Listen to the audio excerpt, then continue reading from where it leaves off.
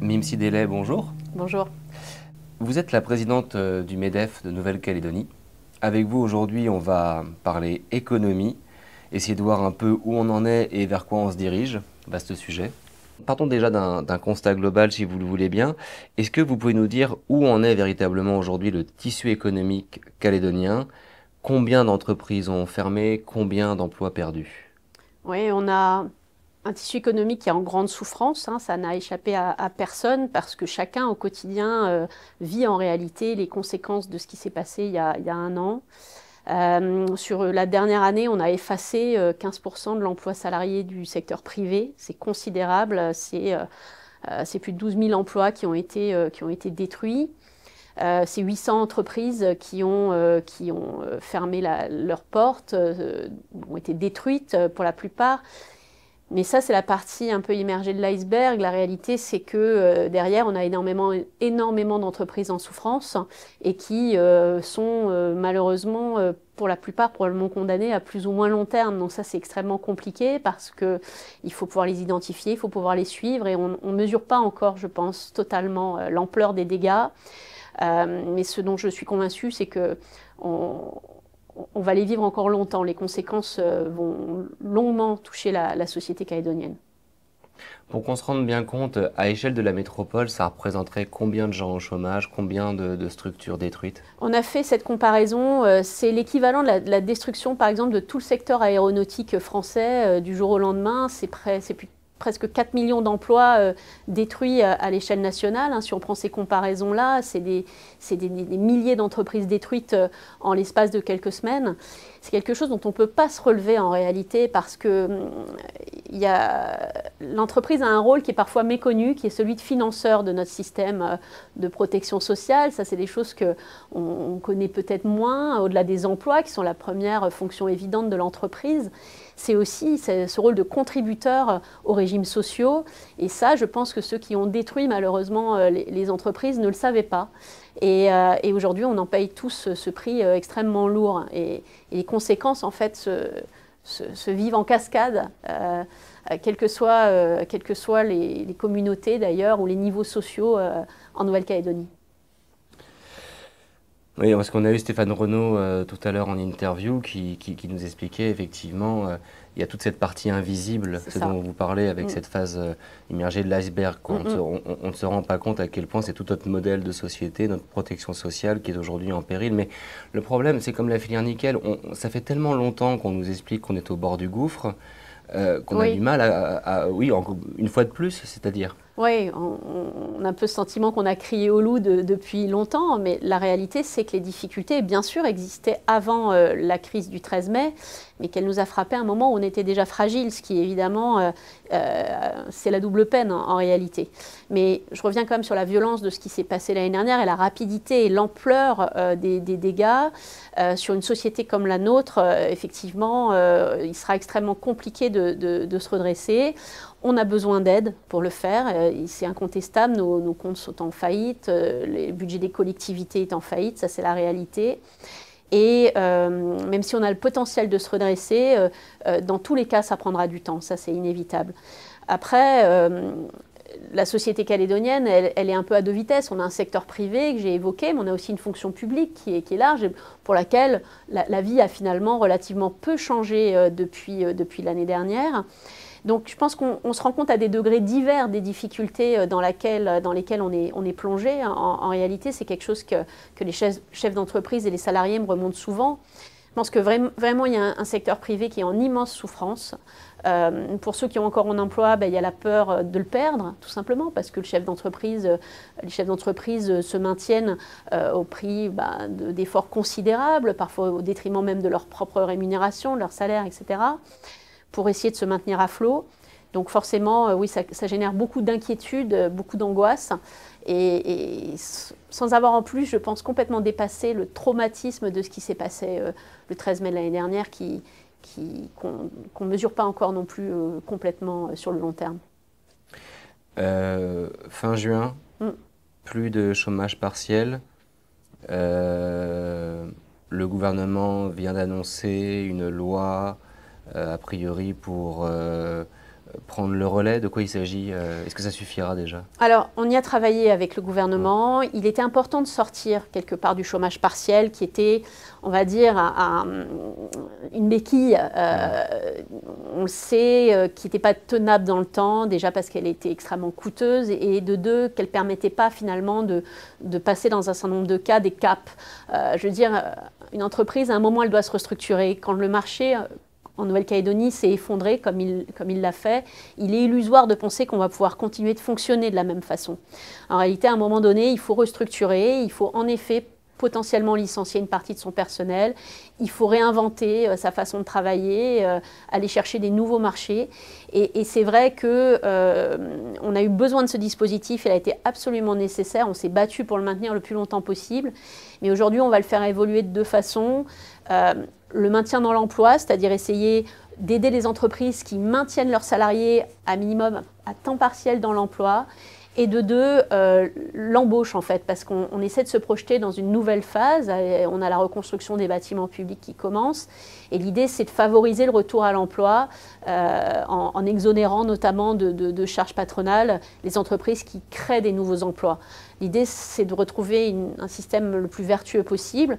Ce qui ne veut pas dire qu'il ne faut pas trouver des systèmes sociaux pour accompagner les personnes qui sont sorties du chômage et sont très nombreuses maintenant, hein, qui sont sorties des radars parce qu'en Nouvelle-Calédonie, le chômage, c'est 9 mois. Et en fait, ça y est, beaucoup de gens sont sortis du dispositif. Et aujourd'hui, il va falloir accompagner cette nouvelle misère sociale qui évidemment, est très, très préoccupante. Les chiffres qu'a publié récemment la CCI sont sont très frappants. Vous allez me dire si ce sont les bons, mais seulement 15% des chefs d'entreprise veulent reconstruire. C'est peu.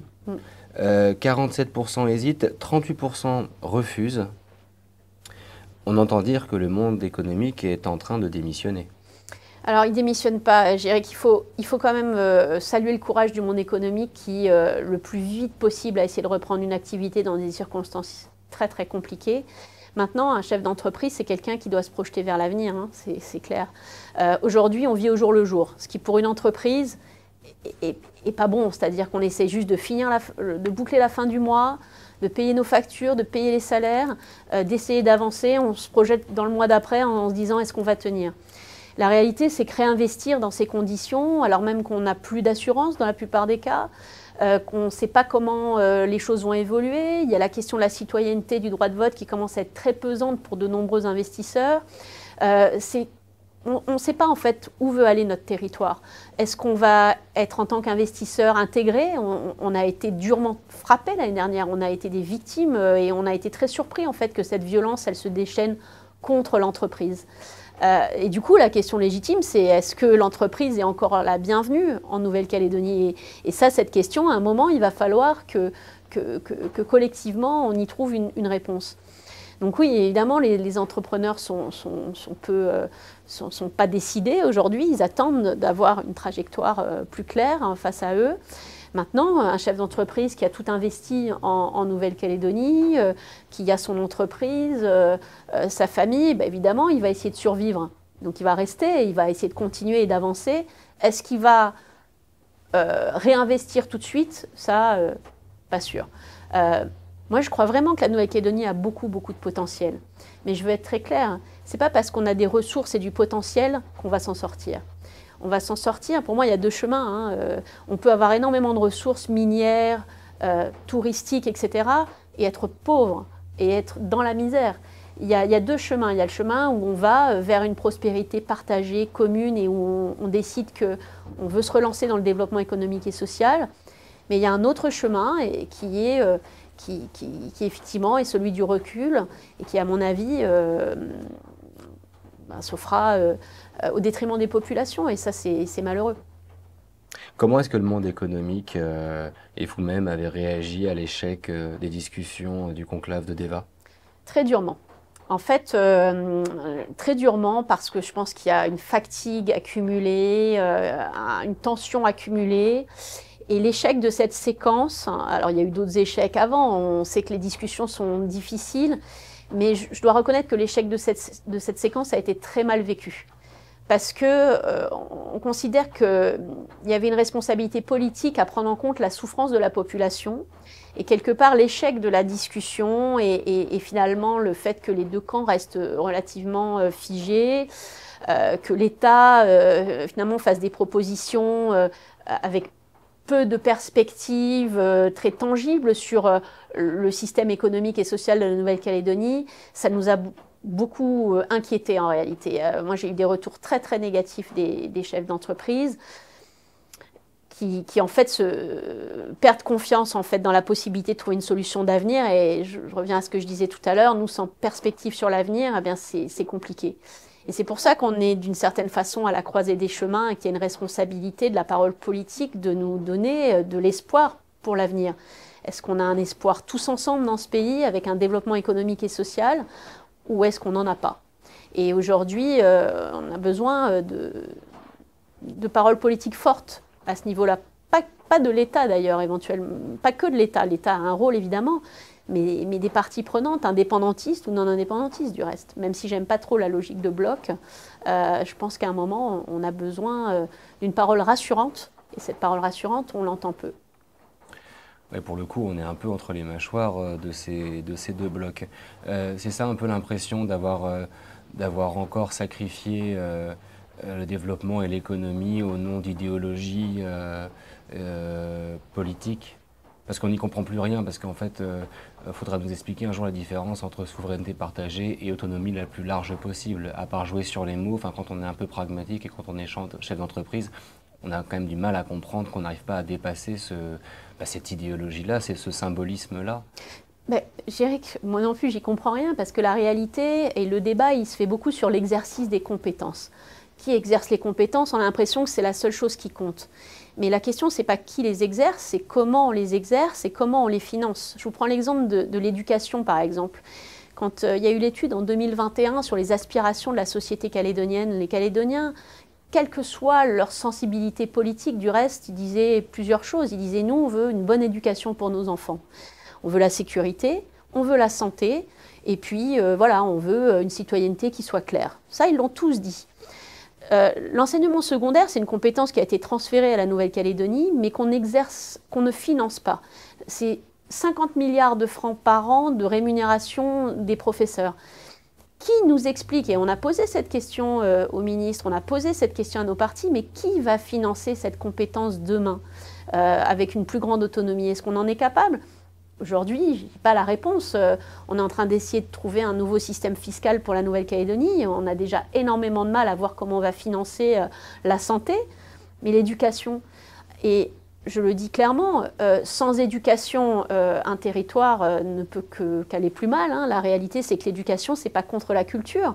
L'éducation, c'est au contraire la possibilité de s'armer pour faire face au monde extérieur, pour faire face aux nouveaux défis écologiques, aux nouveaux défis économiques, aux nouveaux défis géopolitiques. L'éducation, on en a profondément besoin. Et aujourd'hui, dans les questions qui sont posées et débattues au sein, on a le sentiment que ça passe complètement à côté en réalité. Et ça, c'est la vie quotidienne des Calédoniens. Et c'est pour ça que nous, on voudrait avoir notre place à cette table, parce qu'on a le sentiment qu'aujourd'hui, c'est qu'un débat sur qui exerce le pouvoir, alors que la réalité, c'est comment on l'exerce et pour qui. Et il faut se rappeler que la politique, elle est au service des citoyens et pas l'inverse. Ce fameux prêt garanti par l'État, il va nous permettre de garder la tête hors de l'eau combien de temps? Vous savez, je l'ignore parce que, encore une fois, là aussi, on vit au jour le jour les dispositifs qu'on évoquait tout à l'heure, le chômage partiel, par exemple, c'est mois après mois qu'on en discute. La prochaine grosse étape, c'est les retraites. Notre système de retraite est en faillite, mais à très très court terme. Et aujourd'hui, le prêt par l'État ne financera pas notre système de retraite. Donc, l'amplitude des enjeux auxquels on fait face, elle est considérable. Je pense qu'il faut que chacun en ait vraiment conscience. Donc, le prêt garanti par l'État, il permet aujourd'hui de maintenir le fonctionnement de la fonction publique locale, quelques investissements, mais c'est tout. en vrai. Il ne nous permet pas de maintenir à flot nos systèmes de protection sociale ni notre système de retraite. Et donc aujourd'hui, on est obligé de trouver de nouvelles façons de faire. Donc nous, on contribue à ce débat avec le gouvernement de la Nouvelle-Calédonie en essayant de trouver des solutions. Mais évidemment, ça va avoir des répercussions dans la vie quotidienne de beaucoup de Calédoniens.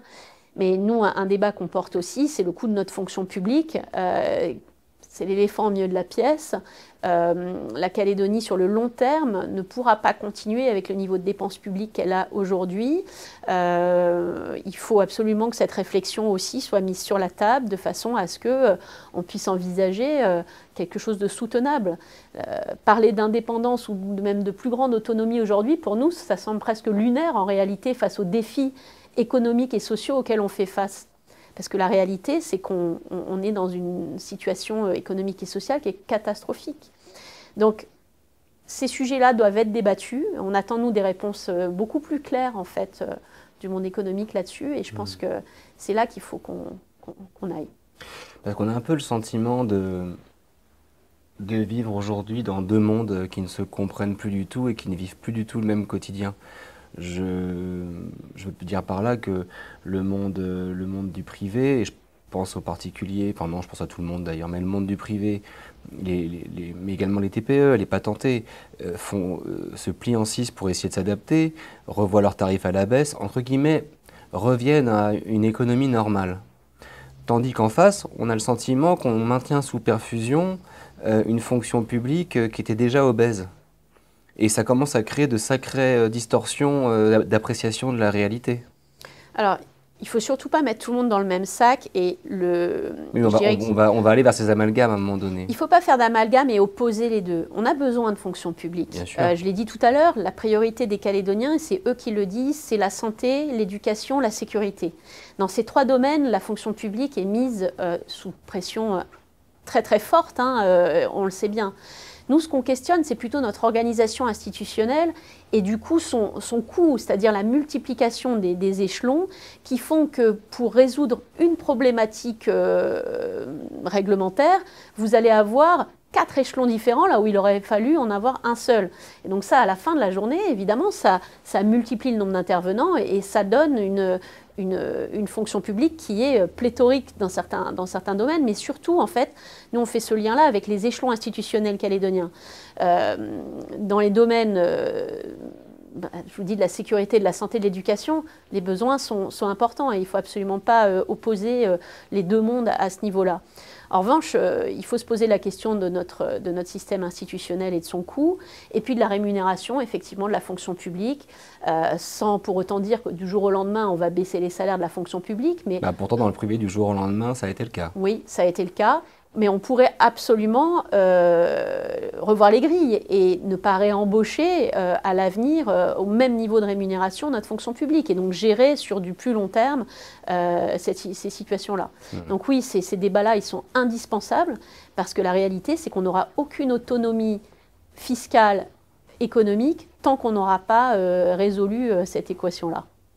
Donc le message un peu clairvoyant, c'est de dire aux petits privés ça vous gratte fort, tenez bon, ça vous grattera moins fort demain, tandis qu'aux autres, plutôt leur dire jusque-là présent vous avez été préservé, mais il va falloir que ça vous gratte aussi un petit peu. Je crois sincèrement, on attend de la solidarité de la fonction publique et dans ce débat-là. Je crois qu'aujourd'hui, il va falloir qu'ils acceptent de discuter de ces situations-là et de l'évolution progressive de notre système de rémunération et voilà. Mais ils ne sont pas responsables de tout. Encore une fois, le système institutionnel lui-même est porteur de ces dérives et de ces coûts. Donc, c'est lui qu'il faut davantage questionner. En fait, j'essaie juste de comprendre, parce que je ne suis pas du tout expert, comme la plupart des gens qui regardent les émissions, on n'est pas expert du domaine, mais des fois, quand on regarde le travail fourni contre le salaire versé, on se pose un tas de questions. Un exemple qui me vient, mais je pourrais en citer des dizaines, mais fonctionnaire indexé, mais pas à Nouméa. Vu qu'il traverse la Wengui, il prend 2000 € de plus de rémunération. C'est moi qui hallucine ou non, c'est très sérieux, c'est parce que... Et 3 petits points. Oui, le système de l'indexation, c'est, je dirais, au moment où on a transféré les compétences il y a une trentaine d'années, je dirais que c'est la faute originelle. C'est que l'indexation, qui était un héritage finalement de la fonction publique d'État, a d'une certaine façon colonisé l'ensemble de la fonction publique territoriale.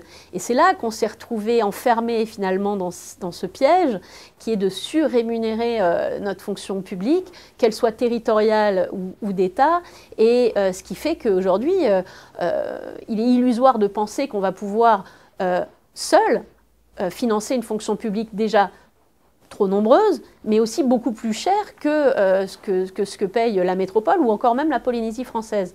Donc oui, ce débat-là, on doit l'avoir. Le delta, il est énorme. Il est impressionnant, le delta entre la Polynésie et nous. Il est important, et bien sûr qu'il faut avoir ce débat dans le respect des personnes et des agents, mais avec lucidité et surtout clairvoyance. Donc il y a des façons progressive de sortir doucement de ce système. On devrait être accompagné par l'État parce qu'effectivement, revoir la rémunération de la fonction publique, c'est aussi pénaliser le système de retraite. Donc ça va être difficile d'en sortir. Hein. Je nie pas la complexité de la tâche.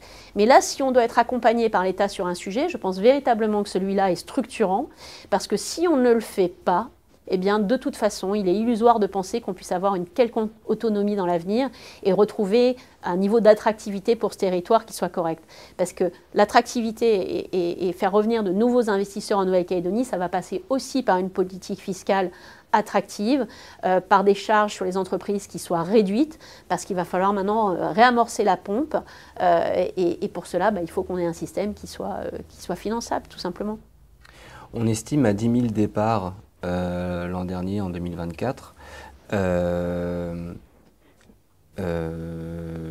J'imagine que dans le lot, il y avait quand même pas mal de patentés, tout ce tissu économique dynamique qui se fait aujourd'hui courir après par qui la CAFAT, qui les services fiscaux, qui ne comprend pas pourquoi le monde ne s'est pas adapté un petit peu à ce qui vient de se passer. Je ne sais pas où je vais avec ma question.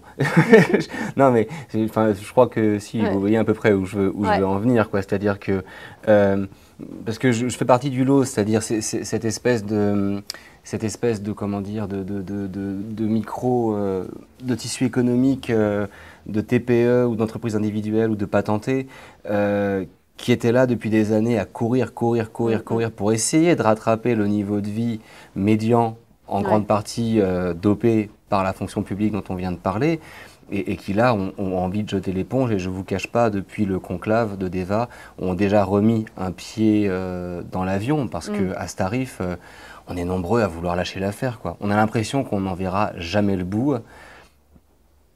Quelle est votre appréciation de la chose? Et aussi, est-ce que vous avez l'impression que les services sociaux, les services fiscaux et également les banques jouent le jeu?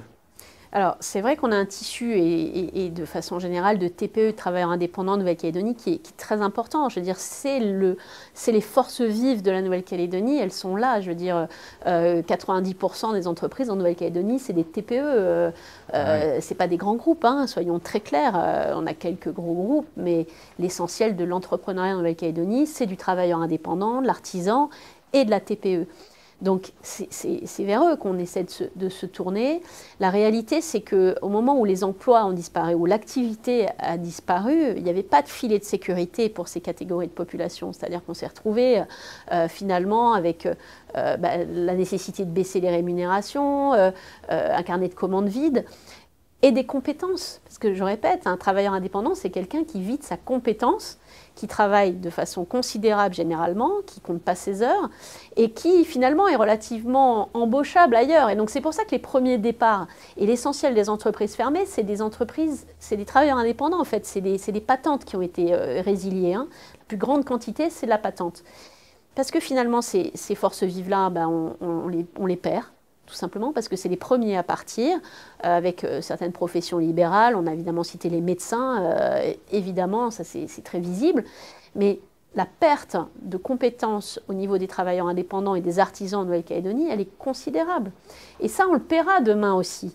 Parce que quand vous voudrez trouver un travailleur indépendant, que ce soit dans le secteur du BTP, de la maintenance industrielle, etc., vous n'en aurez plus et vous allez les payer très cher, parce que c'est la loi de l'offre et de la demande. Et ça, globalement, les Calédoniens vont le ressentir. On a déjà une vie chère en Calédonie, mais ce pari-là sur le fait de ne pas retenir, finalement de pousser vers la porte, parce que c'est un discours politique qui est terrible à entendre, n'est qu'à partir, rentrez chez vous. Eh bien non, ça c'est un très mauvais pari sur l'avenir, parce que la réalité c'est que ça restreint finalement considérablement la concurrence, ça restreint la contribution à notre système de protection sociale. En fait, c'est ces gens-là qui faisaient vivre beaucoup la Nouvelle-Calédonie, parce que c'est le travail à la fin de la journée qui fait vivre un territoire. Et donc on a perdu à la fois des compétences, des contributeurs, des gens avec qui on aimait échanger tout simplement. C'est le vivre ensemble qui est en train de se déliter et qui touche toutes les catégories de population et toutes les ethnies. Il est illusoire de penser qu'il y a une ethnie plutôt qu'une autre qui s'en va. Je connais des gens qui partent mais complètement. de toutes les communautés. Bien sûr. Parce que ce discours d'exclusion et de radicalité qu'on entend de partout, il ne donne pas d'espoir en l'avenir. Et pourtant, encore une fois, on a un territoire qui est où on est heureux. En réalité, on a une qualité de vie ici qui est exceptionnelle. Moi, je crois sincèrement qu'on peut se redresser. Mais encore une fois, je ne suis pas naïve. On a beaucoup de potentiel, mais si on n'a pas un message très clair à destination de ceux qui travaillent dans ce pays, on les perdra. Ça, c'est clair. Et les impôts, c'est important, je suis d'accord avec vous. L'argent, c'est important. Mais la réalité, c'est la confiance, en fait. Et c'est le sentiment qu'on est bienvenu et que le travail il est considéré à sa juste valeur. C'est revenir aux fondamentaux avant tout. Et ensuite, je veux dire, les impôts, nous, on a toujours payé. Je le disais à des interlocuteurs il n'y a pas longtemps, c'est une fierté de rendre une feuille de salaire à un salarié. Moi, c'est une fierté pour moi de payer des impôts à la fin de la journée. Bien sûr. Parce que j'ai l'impression de contribuer au bien collectif. Et là, aujourd'hui, c'est devenu tout simplement une charge, quelque chose qui nous tue à la fin du mois.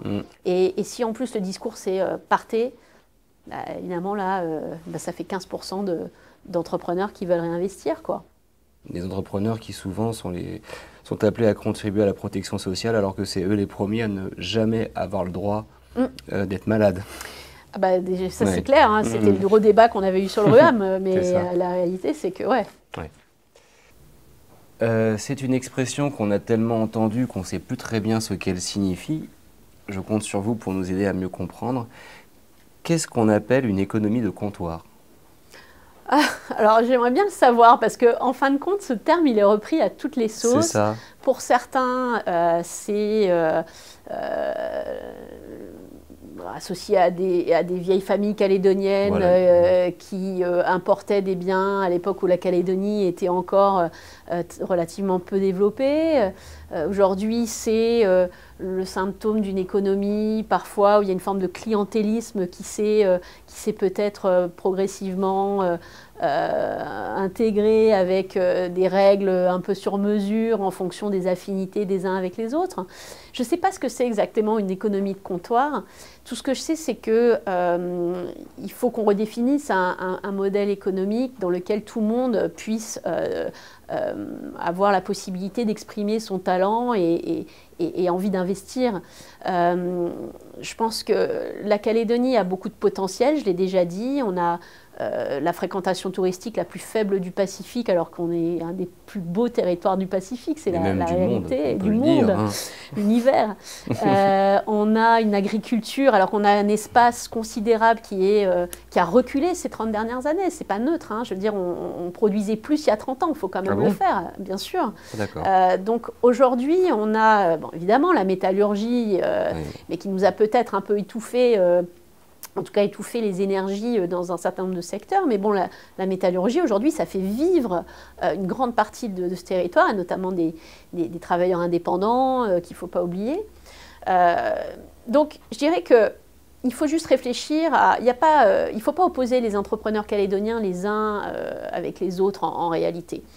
En revanche, il faut qu'on revienne à un système qui soit plus lisible, plus simple et plus équitable. Nous, c'est ce qu'on propose au sein d'NCECO, c'est de revenir à une économie, une fiscalité plus simple, plus équitable entre les acteurs économiques, à des règles de fonctionnement moins lourdes, avec des normes peut-être beaucoup moins... quand on a des normes provinciales, municipales, gouvernementales, parfois étatiques qui s'appliquent à une entreprise, ça devient compliqué. Donc, vous savez, je crois qu'il faut être tolérant avec la réussite. Il va falloir en revanche qu'on arrive à développer notre territoire dans toutes ses facettes. Et effectivement, le développement économique en terre coutumière, c'est quelque chose qu'on a beaucoup développé comme thématique de NC Eco parce qu'on considère que c'est un des échecs des accords de Nouméa. C'est finalement ce manque de développement qu'il faut promouvoir. Et on a beaucoup de discussions d'ailleurs avec les acteurs coutumiers sur ces thématiques-là. Et ça, c'est collectivement qu'il va falloir qu'on s'engage dans cela si on veut sortir justement d'une forme économique qui soit assimilée à finalement un seul système. Je pense que ce n'est pas une fatalité du tout en réalité. Et alors justement, j'aimerais qu'on aille là-dessus parce que là, ça fait un an, un peu plus d'un an qu'on recueille des interviews, qu'on interroge un peu toutes les communautés, donc évidemment Kanak en particulier.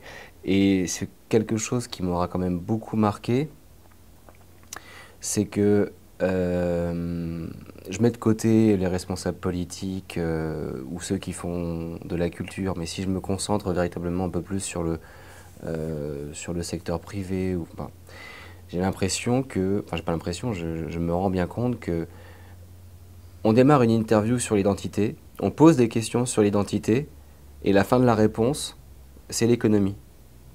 Il y a quelque chose d'assez frappant là-dessus. Je repense à des témoignages où on nous a souvent dit « Non mais l'identité, c'était le combat de nos pères. C'est quelque chose qu'on a déjà dépassé, nous. » Nous, aujourd'hui, ce qui nous préoccupe, c'est l'économie et c'est la répartition des richesses.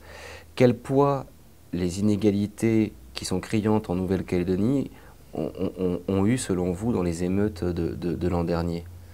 Je pense qu'elles sont fondamentalement liées aux émeutes. On le voit, hein, les émeutes ont lieu fondamentalement dans les quartiers populaires, en termes géographiques, et puis elles se sont retournées en premier lieu contre les entreprises, hein, il faut le reconnaître. C'est effectivement l'économie qui a été attaquée, donc il faut essayer de le comprendre. La réalité, c'est que il y a... Malgré tout, si on regarde les chiffres, j'essaie d'être hyper pragmatique, il y a eu une énorme progression, en tout cas pour la communauté kanak, dans l'emploi, par exemple, dans l'insertion dans la vie économique en Nouvelle-Calédonie. Hein. J'ai eu ce débat avec Mélanie Atapo de l'USTKE. Si on regarde véritablement les chiffres, il y a eu dans ce domaine-là, en termes de diplôme, en termes d'intégration dans le milieu professionnel, énormément de progrès.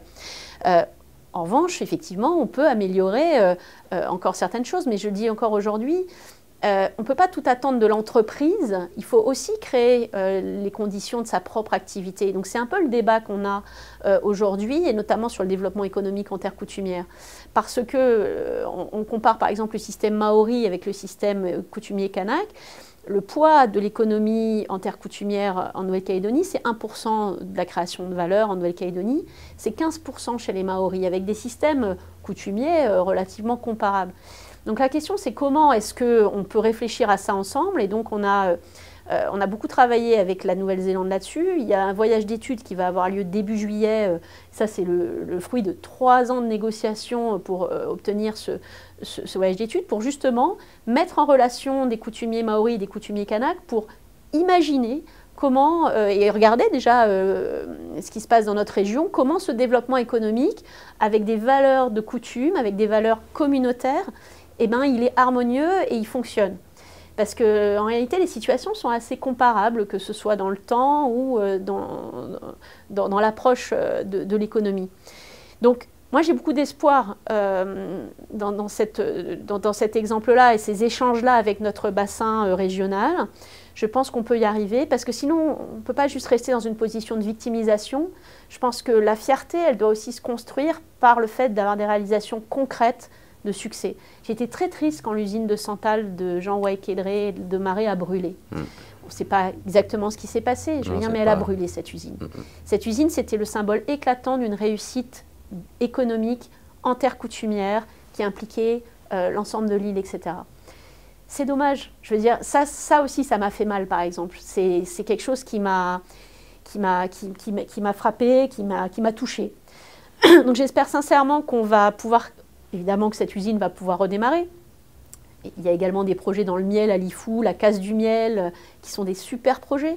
Il faut qu'on en ait d'autres et qu'on arrive à obtenir ces succès-là. Et c'est à ce prix, à mon avis, qu'on sortira de ce discours un peu hargneux contre l'économie, qui, à mon avis, a été un peu dévoyé politiquement et qui n'est pas justifié parce que l'entreprise, elle a véritablement le jouet de jeu de l'intégration et de l'ascenseur social en réalité en Nouvelle-Calédonie. Et donc je pense qu'elle peut encore le jouer, mais qu'il faut que, en effet, ça se fasse en intégrant toutes les facettes de l'économie et notamment celle-ci en terre coutumière. Oui, parce que là vous parlez de toute cette économie parallèle qui n'est pas captée, qui n'est pas chiffrée, qui n'est pas, bon, même si ça représente peu de choses, mais qui n'est pas gafatée, qui n'est pas imposée. En Maori, chez les Maoris, on paye de l'impôt quand on a une entreprise en terre coutumière et c'est une source de fierté, c'est qu'on contribue à sa communauté, on contribue au rayonnement de la Nouvelle-Zélande et moi j'espère sincèrement qu'on va arriver dans cette optique-là parce que en fait on ne s'en sortira pas tout seul, c'est-à-dire qu'en Calédonie, au niveau de la contribution fiscale, on est trop peu nombreux en réalité. Au niveau du taux d'emploi, on est trop peu nombreux. Donc derrière, en ayant beaucoup de respect pour les différents types d'organisations qu'on peut avoir, je pense qu'il faut quand même qu'on se demande comment est-ce qu'on peut tous contribuer à notre propre niveau au bien collectif. Les Calédoniens, ils sont hyper courageux. Je veux dire, on a aussi une implication dans le tissu associatif bénévole ici qui est considérable. Moi, je veux rendre hommage à toutes ces personnes qui s'investissent dans les associations. On parle souvent de la démocratie qui réduit, les taux de participation aux élections qui sont en chute. Mais en réalité, les citoyens de ce territoire, ils sont très impliqués dans le bien collectif, par leur action bénévole, par leur action dans les quartiers, etc. Et donc ça, pour moi, c'est une richesse qu'on a. En revanche, dans notre système collectif, il va falloir qu'on trouve le juste niveau de contribution de chacun, parce que c'est notre système de santé qui est en train de mourir et qui est vraiment en train de chuter de façon très rapide. C'est notre système éducatif qui est en train de péricliter juste derrière. C'est notre système de retraite qui va mourir. Et donc on a tous une responsabilité là-dedans. Et vraiment, je crois que le discours, il ne doit plus être comment est-ce qu'on s'oppose les uns aux autres, c'est comment est-ce que maintenant on redémarre tous ensemble pour maintenir ce niveau de vie et cette qualité de vie-là. Oui, c'est un peu ce que Stéphane Renaud nous disait désormais, ce qui doit prévaloir, c'est les règles du jeu et l'intérêt général. Ben oui. On va terminer sur ce sujet-là, qui est plein de promesses.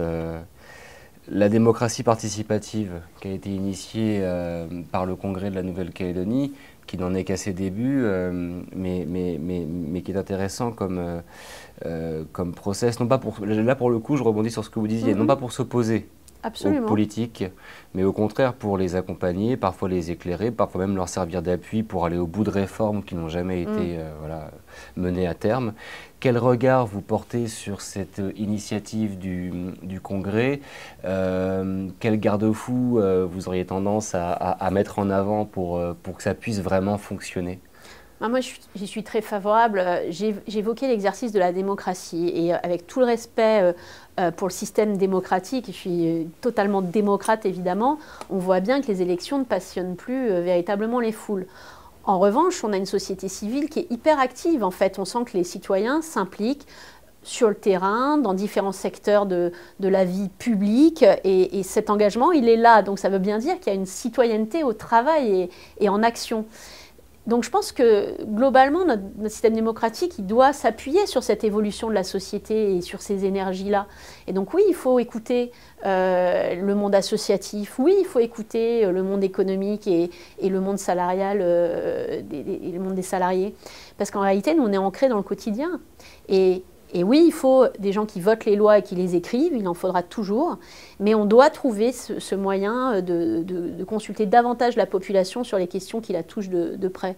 Moi, pour l'exercice des compétences, je suis, là c'est à titre personnel que je parle, je suis pour la consultation des citoyens, c'est-à-dire que moi j'ai besoin qu'on me dise une compétence, on va l'exercer comment, avec quels moyens et quelles conditions d'exercice, et je considère que les citoyens de la Calédonie ont leur mot à dire là-dessus. Est-ce qu'on est d'accord demain pour que cette compétence soit exercée de telle ou telle façon? Donc il y a les référendums populaires sur un certain nombre de questions, mais il y a aussi le fait d'avoir des espaces où la société civile a une véritable écoute. Le Conseil économique et social, honnêtement, c'est une vaste blague, il faut absolument le réformer. Il est sous la coupe du politique total qui nomme en fait les participants. Ça pourrait être une véritable institution représentative de la société civile, mais pas dans les conditions actuelles. Et je dis ça avec beaucoup de respect pour les membres du CESE, ce n'est pas de leur faute, mais la réalité, c'est que la façon dont aujourd'hui les membres du CESE sont nommés est profondément politique. Donc oui, il y a des espaces qu'il faut faire émerger pour une meilleure écoute et une meilleure prise en compte de la société civile. Je pense que c'est à ce prix-là que notre démocratie, elle restera sur le long terme vivante et surtout ancrée dans le réel. Oui, le CESE, c'est un peu comme le Sénat coutumier avec de la substance, ce serait mieux. Ouais, toujours beaucoup d'argent. Ouais, toujours beaucoup d'argent, mais pas de substance. Ouais. Et après, le monde politique s'étonne que ça ne serve à rien. Mais oui, mais je vois. Merci pour toutes vos réponses à toutes mes questions. Et pour conclure, est-ce que vous auriez un message à adresser aux Calédoniens et compte tenu de votre fonction davantage à l'égard du monde économique, des acteurs économiques et de tous ces grosses et petites entreprises qui s'efforcent de tenir le coup malgré l'absence totale de perspective?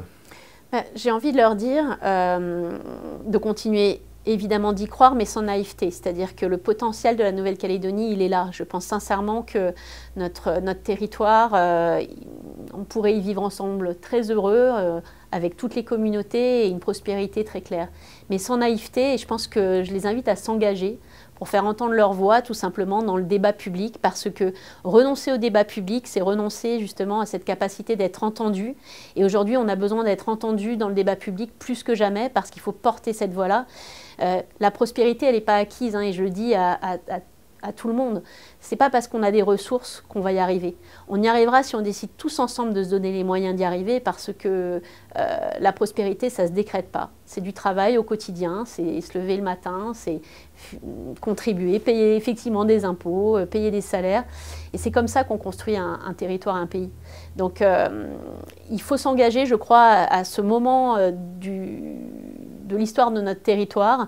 Il faut faire entendre la voix du monde économique. C'est ce qu'on fait dans des organismes comme le MEDEF, mais il y en a d'autres. Et en tout cas, il ne faut pas hésiter, il faut se lever. Et je sais que les journées sont longues, mais il faut qu'on arrive à s'exprimer et à se défendre. Mime Sidélé, merci beaucoup. Merci.